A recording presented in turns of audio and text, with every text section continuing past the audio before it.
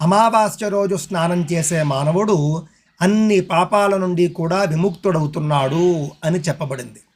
కావున సముద్ర స్నానం విశేషంగా అమావాస్యల్లో చేయాలి.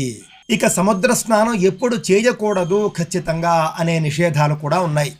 దాంట్లో ముఖ్యమైనవి భృగౌ భౌమదినే స్నానం నిత్యమేవ వివర్జయేత్ అన్నారు. మంగళవారము మరియు శుక్రవారము ఎట్టి పరిస్థితుల్లోనూ కూడా సముద్ర స్నానం చేయకూడదు.